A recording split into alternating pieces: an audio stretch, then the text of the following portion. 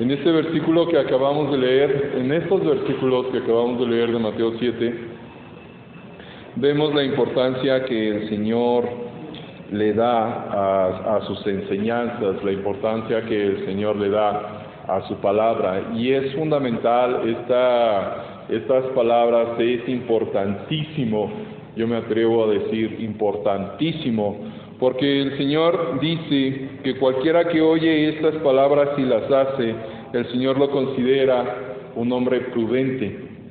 Y cualquier persona que oye estas palabras y no las hace, el Señor le considera una persona insensata. Entonces, es el ánimo y el deseo de que todos y cada uno de nosotros podamos y querramos ser personas prudentes, personas sabias, personas sensatas. Y esto es, como dice el Señor, atendiendo a sus palabras y llevándolas por obra. Entonces, teniendo esto en cuenta, vamos a continuar con nuestro Evangelio de Marcos. Estamos aprendiendo del Evangelio de Marcos y estamos dando inicio, hace 15 días dimos inicio al capítulo número 7. Entonces vamos a retomar desde el inicio en el capítulo número 7 de Marcos, versículo 1.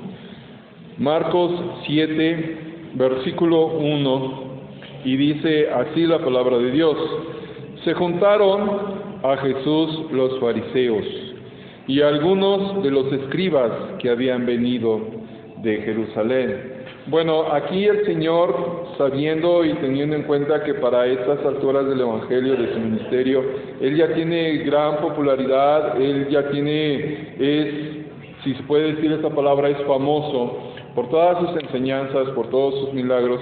Pues por supuesto los religiosos, en este caso los fariseos y algunos escribas, vienen a Él desde Jerusalén, donde Él estaba desarrollando sus actividades en este momento, en este punto, es en el área de Galilea, cruzando el río Jordán. Bueno, ahora, teniendo esto presente de que se acercan estas personas, de que vienen estas personas al Señor, vamos a ver sus intenciones y vamos a aprender de ello. Del versículo número 2 al 4 dice así: los cuales, viendo a algunos de los discípulos de Jesús comer pan con manos inmundas, esto es, no lavadas, los condenaban, porque los fariseos y todos los judíos, aferrándose a la tradición de los ancianos, si muchas veces no se lavan las manos, no comen, y volviendo de la plaza, si no se lavan, no comen, y otras muchas cosas hay que tomaron para guardar, como los lavamientos de los vasos de beber y de los jarros, y de los utensilios de metal y de los lechos. Aquí vemos una descripción que hace el evangelista, que hace Marcos, hace esta descripción para que nosotros podamos tener en cuenta lo que sigue adelante con respecto a la acusación que los religiosos comienzan a hacer. Esta enseñanza que se toma el detalle Marcos de mencionar, de particularizar, está hablando de que religiosamente estas personas habían tomado lo que son los mandatos del Señor, ya que ellos dan mucha importancia a este lavamiento. Y estos son detalles que nos van a ayudar mucho para poder entender nuestro Evangelio y para poder entender esta lección. Vemos aquí dos grupos. Vemos a los religiosos, los fariseos y los escribas, y también vemos a los discípulos del Señor, que están mencionados en el versículo 2. Dice, los cuales viendo a algunos de los discípulos de Jesús. Entonces aquí vemos dos grupos. Son los religiosos conformados por los fariseos y los escribas, y por otra parte vemos al Señor Jesucristo, vemos al Señor con sus discípulos, con sus seguidores. El primer grupo entonces está formado por sus amigos, vamos a ponerlo en primer lugar, por sus amigos, sus seguidores, sus discípulos, las personas que amaban al Señor, las personas que aman al Señor. Y el segundo grupo está compuesto por sus rivales, por sus enemigos, por los religiosos, que llegó el punto que comenzaron a tener la intención de destruir al Señor. Y bueno, considerando estos dos grupos, sucede que desde aquel tiempo, desde antaño y actualmente, todavía sucede de esta manera. Hay dos grupos de personas: aquellos que confían en Él y aquellos que le rechazan. Esto ya a un nivel un poco más personal. Yo me atrevo a preguntar en este momento, ¿en qué grupo se encuentra usted? ¿En qué grupo se encuentra usted? ¿En el grupo que quiere seguir al Señor, en el grupo que quiere aprender al Señor y por este motivo amarle más, conocerle más y amarle más? ¿O en el grupo que es religioso, que rechaza al Señor, que no acepta sus palabras? ¿En qué grupo se encuentra usted? Yo quiero pensar y quiero creer que todos aquí tenemos la intención de poder y querer encontrarnos en el primer grupo. Y es una cuestión, por supuesto, muy importante.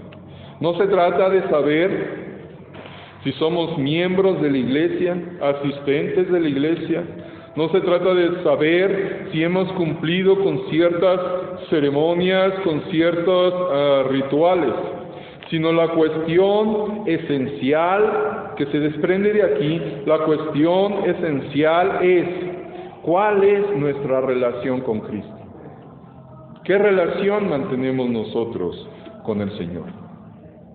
Este grupo era evidentemente el grupo religioso, evidentemente una delegación especial enviada desde Jerusalén a Galilea para espiar a Jesús, para criticar al Señor, para tener la intención y teniendo la intención de querer hallarle en alguna falta. Eran los opositores intelectuales que tenían la misión de hacer caer a Jesús en una trampa. Y la forma en que el Señor se defendió a sí mismo y a los suyos constituye y muestra una prueba de su señorío, una prueba de su deidad. De acuerdo al Evangelio de Juan 7:46, el testimonio de sus enemigos sobre el Señor era el siguiente. Juan 7:46. Dice así para darnos cuenta qué impresión tenían los opositores del Señor. 7:46 dice así: los alguaciles respondieron: jamás hombre alguno ha hablado como este hombre.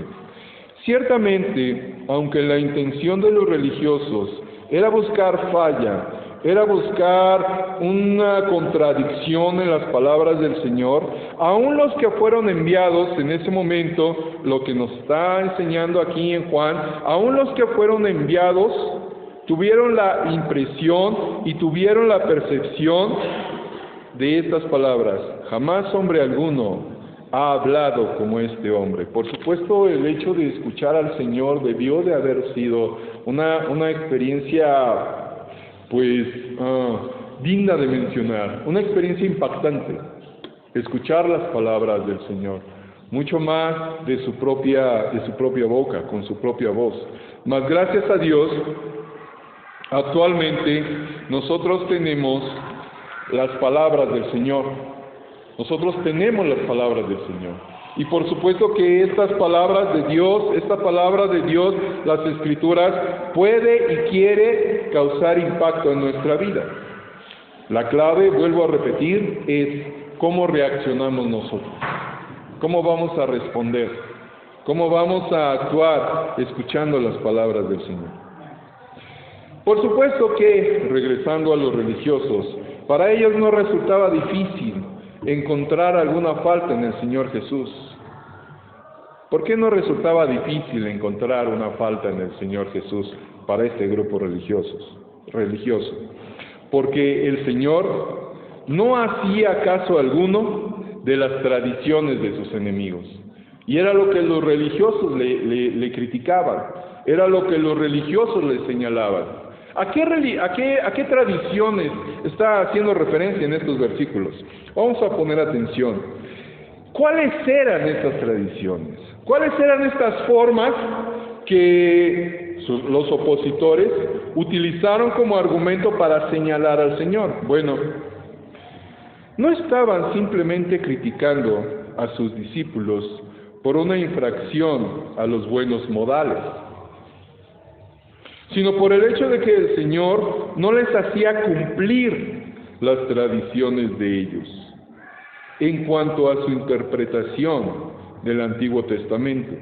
Y aquí es donde está la falla y el meollo del asunto con respecto a lo que ellos comenzaron a señalar a los discípulos, de que no se lavan, de que hacen esto, de que hacen lo otro, de que quebrantan el día de reposo y de tantas y tantas cosas. Pero eso no es y no fue más que pura religiosidad, pura apariencia, y actualmente sucede exactamente lo mismo. En este caso se trataba de una limpieza ceremonial. Marcos explica que esta costumbre de la limpieza ceremonial era peculiar a Israel, lo cual era una realidad, por eso nos da detalle en estos versículos 2 al 4. El Señor había proporcionado a Israel mucha información sobre la limpieza, por supuesto. Tenemos mucho para poder estudiar con respecto a este asunto, específicamente en el libro de Levítico. Numerosas instrucciones sobre la limpieza, muchas. A este aspecto se le daba mucha importancia, porque el principio es que el Señor les enseñaba a los israelitas la gran lección de que un pecador tenía y tiene que ser limpio, puro, antes de que pudiese disfrutar de compañerismo, comunión y relación con un Dios santo. Un pecador no puede tener relación con un Dios santo, con el Creador, con el Señor. Pero, en este caso, los fariseos habían acumulado y habían añadido grandes tradiciones, tradición tras tradición, que se suponía que tenía que ser una interpretación de la ley de Moisés. Añadieron sus tradiciones, añadieron sus interpretaciones a la ley de Moisés. Con el tiempo, estas tradiciones se convirtieron en la interpretación de la ley. No nada más fue un añadido, sino que con el tiempo tomaron el lugar de la ley, llegando a producirse un gran desvío hacia las tradiciones y haciendo a un lado los principios de la ley, de lo que había sido el propósito. Y esto es lo que criticaban los opositores del Señor. ¿Qué nosotros podemos aprender de aquí? Lo que la Biblia nos muestra es que una persona, por su condición de pecador, no puede tener relación con un Dios santo, con el Señor, con el Creador. No puede tener relación por la misma santidad de Dios, por la misma justicia de Dios. Y es necesario una limpieza, es necesaria una justificación. Y gracias a Dios, la Biblia nos muestra, y en el Evangelio se nos es revelado, que esta limpieza y esta justificación es a través del Señor Jesucristo. Únicamente, y nada más. No a través de nuestras buenas obras, no a través de cómo mejor intentamos portarnos nosotros, no a través de nuestras costumbres y religiones, sino a través de la justificación que ofrece el Señor Jesucristo. Aquí en nuestro pasaje bíblico, algunas de estas tradiciones son descritas detalladamente, como por ejemplo las de limpiar ceremonialmente los vasos, jarros, vasijas de metal y las mesas. Todo esto, por supuesto, constituía una tarea pesada, a la vez que una representación enteramente exterior. Uno puede fácilmente ver que alguien podía implicarse hasta tal punto en el ritual de la religión que llegase a olvidar el propósito total de la ley, que era lograr que una persona se pusiese en las condiciones apropiadas delante de Dios antes de poder establecer una relación con Él. Y en la actualidad nos enfrentamos con esta clase de problema. Muchas personas están dispuestas a discutir con diversos argumentos, con diversos temas religiosos, con diversos temas teológicos, pero la preocupación principal debe ser el concentrarnos en la persona del Señor Jesucristo.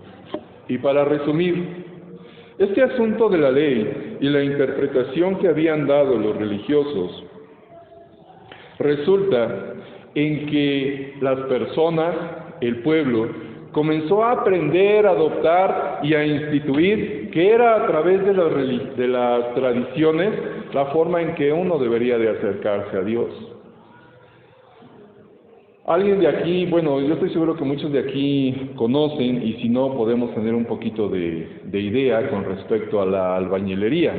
Yo no sé pegar un tabique, pero lo que sí sé es que la plomada que utilizan los maestros albañiles, la plomada, es para checar qué tan recta va su pared.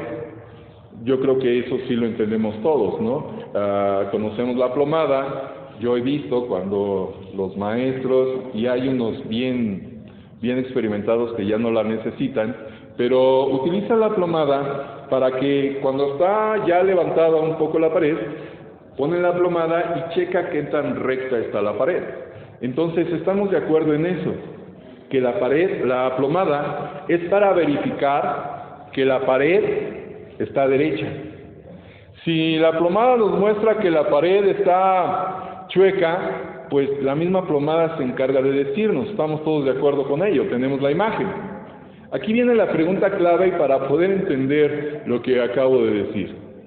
La plomada nos dice que la pared está derecha o chueca, ¿correcto? La plomada endereza la pared. No, ¿verdad? Por mucho que yo ponga la plomada, no va a enderezar la pared. Es exactamente la misma idea y el mismo principio con respecto a la ley.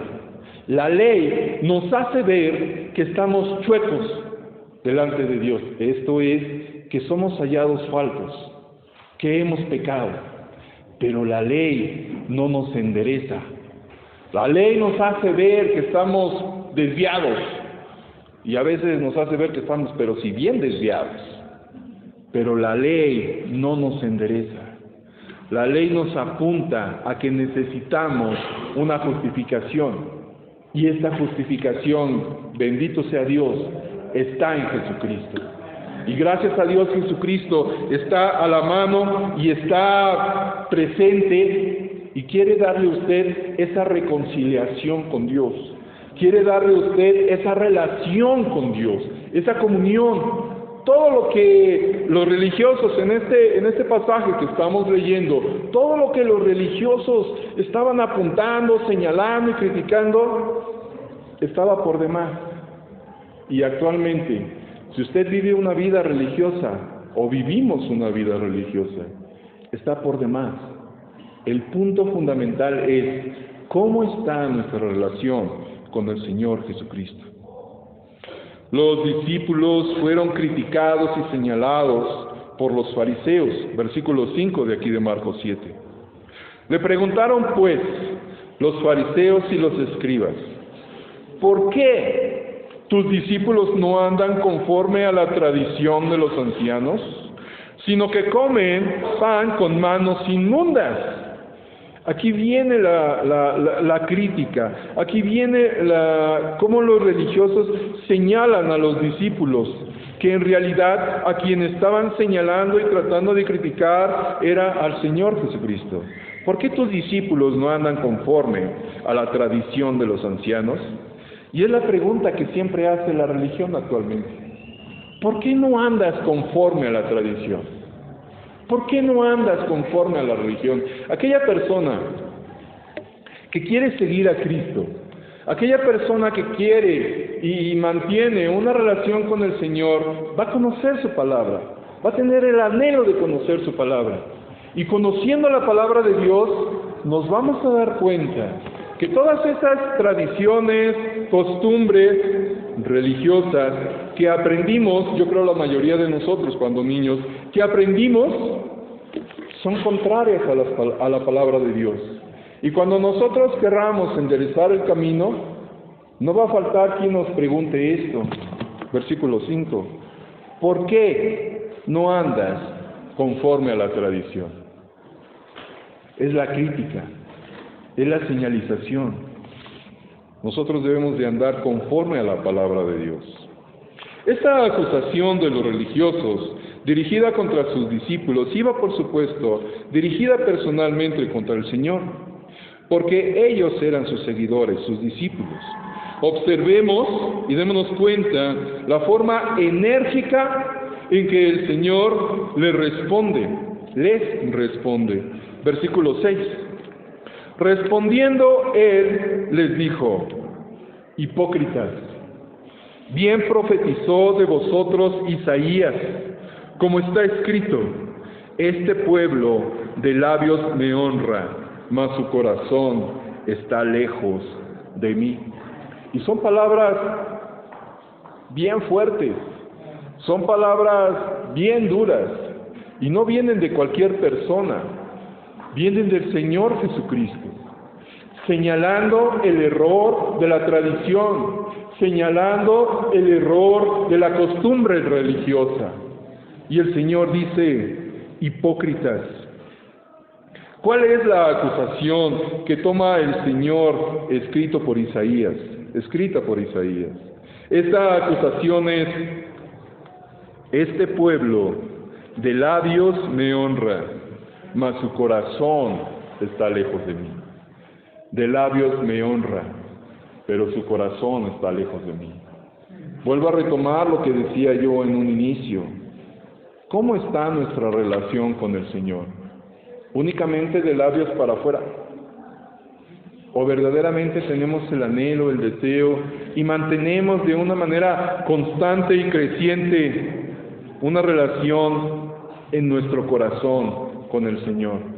¿Podemos nosotros ser señalados por estas palabras, con estas palabras? ¿Podemos nosotros, me voy a atrever, puede usted ser señalado, también yo, puede usted ser señalado de estar lejos de Dios? Que nos demos cuenta de ello. Un hipócrita es alguien que está actuando, interpretando su papel, ya que la palabra se utiliza para hablar de los actores en el escenario. Así le decían a los actores, si mal no recuerdo, en Grecia. A los buenos actores se les decía hipócritas, porque representaban bastante bien su papel. Aquí lo que el Señor está haciendo es señalando hipócritas. Nada más representas una actuación religiosa. Y es palabra bien fuerte por parte de Dios.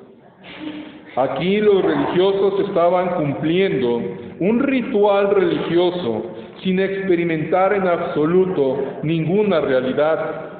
Los labios y el corazón bien podían haber pertenecido a dos diferentes personas.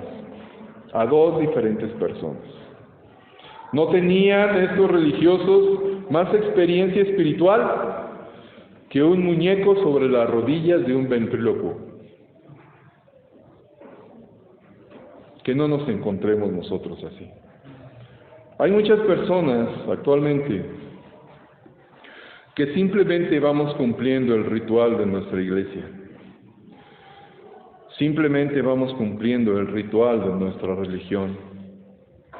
Simplemente vamos cumpliendo formas, horarios, ritos. Hago lo que me dicen. Y podemos encontrarnos así. La verdad es que, pues debemos de ser sinceros en nuestro corazón, delante de Dios, y darnos cuenta de nuestra posición delante de Él. ¿Soy un religioso? ¿Soy un costumbrista? ¿Soy un tradicionalista? ¿O verdaderamente hay una relación correcta con Dios en mi corazón? Miren, amigos, hermanos, la verdad es que cuando la palabra de Dios es mostrada y enseñada, debemos de tomarlo personal. Para mí, esta lección es para mí, Luis Alvarado. Tómelo personal. Dígalo así. Esta lección es para mí. Perdóname, hermano. Es para mí, Daniel. Perdóname, hermano. Esta lección es para ti, Mauricio. Perdónenme señalar. Pero para que lo podamos entender cada uno de nosotros. Lo que el Señor nos está aquí mostrando es ¿a qué grupo pertenecemos? ¿Al grupo religioso? ¿Que consciente o inconscientemente nos encontramos en oposición a lo que Dios dice en su palabra? ¿O nos encontramos verdaderamente en ese grupo que quiere seguir al Señor? En ese grupo que tiene el anhelo de conocer más al Señor. El punto de partida para una relación con Dios, el punto de partida para una comunión con Dios, es cuando nosotros, dándonos cuenta de nuestra posición y nuestra condición delante de Dios, nos reconciliemos con Él. ¿A qué se refiere con nuestra posición y nuestra condición? La Biblia nos muestra que nosotros somos pecadores, que nosotros hemos pecado. En mayor o en menor grado, no se trata aquí de andar confesando cosas que solo usted y Dios saben. Pero la Biblia nos enseña que todos hemos pecado. Dice la Biblia, el apóstol Pablo escribe allá en Romanos 3:23 de esta manera: por cuanto todos pecaron y están destituidos de la gloria de Dios. Y yo sé que esta lección, este mensaje no es popular allá afuera. No es popular y no es agradable que a mí me digan mis verdades, pero es necesario aprender, es necesario conocer y es necesario darnos cuenta de nuestra condición delante de Dios. ¿Cuál es esa condición, pecadores? Hemos pecado. Bueno, sí, ¿y eso qué? Bueno, eso nos pone a nosotros en un terrible peligro, terrible y espantoso peligro.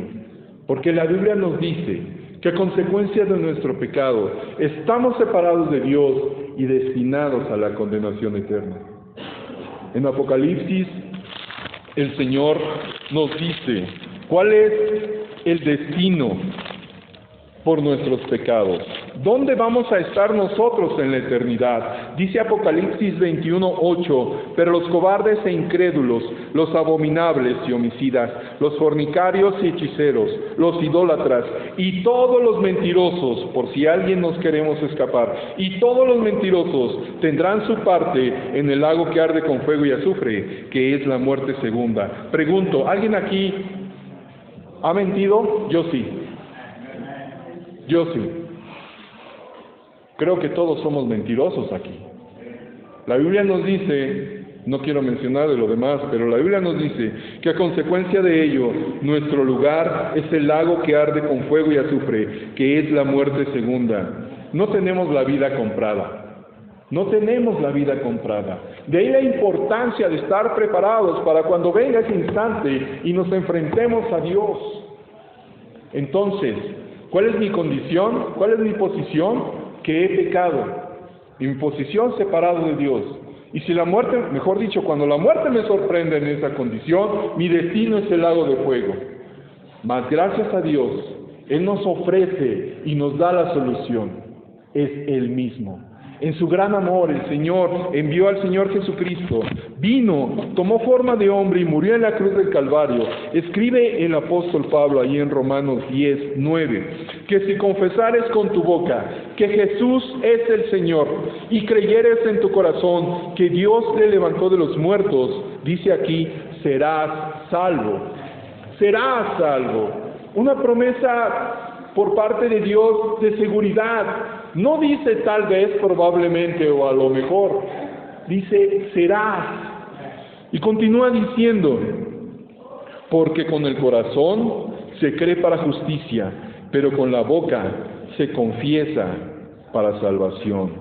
Amigo, la Biblia nos dice que hemos pecado, merecemos el infierno, mas la Biblia nos dice también que el Señor, con su gran amor que nos amó, vino, murió en la cruz del Calvario para hacer nuestra justificación. Y Él no quedó ahí en la sepultura, sino que Él resucitó al tercer día. ¿Para qué? Para dar testimonio de que todo, absolutamente todo lo que Él ha establecido y dicho en su palabra es verdad. Es verdad. Y Él da promesa de vida eterna a usted. ¿Qué tiene que hacer entonces? Con su corazón arrepentido, venir a Él. Venir a Él, reconocer su condición, reconocer su posición, pedirle perdón, arrepentirse, pedirle ese regalo de vida eterna. Por eso es tan importante esta situación que el Señor nos dice en Marcos 7 con respecto a Isaías, citando a Isaías, donde dice, mas su corazón está lejos de mí. Su corazón, pregunto, ¿está lejos del Señor? El día de hoy es la oportunidad para que usted se reconcilie con Dios. El día de hoy es la oportunidad para que usted venga a los pies de Cristo. Usted y yo merecemos el infierno, pero Dios en su gran amor nos da la vida eterna. ¿Qué va a hacer usted? ¿Va a quedarse en el grupo, aquel grupo religioso, opositor, indiferente a Dios? ¿O en ese grupo que le quiere seguir, que le quiere conocer, que le quiere amar? Y es un amor creciente. Hermano, ¿qué va a hacer usted? ¿Va a continuar en esa situación religiosa, costumbrista, formalista? ¿O de verdad nos vamos a humillar de todo corazón a nuestro Dios? El día de hoy es un día para tomar una decisión. Vamos a orar. Señor Dios, te doy las gracias por tu palabra, te damos las gracias por tu palabra. Yo te ruego, Señor, que conforme a tu voluntad y de acuerdo a tu deseo, tú hagas la obra en cada corazón. Te ruego, Señor, por crecimiento espiritual. Te ruego, Señor, por salvación. Haz tú la obra, tu palabra, Señor, ha sido mostrada. Bendice. Y, Señor, bendice el tiempo que sigue también. Te lo ruego, te lo suplico, en el nombre de Jesús. Amén. Que Dios le bendiga. Comenzamos en 15 minutos. Muchas gracias.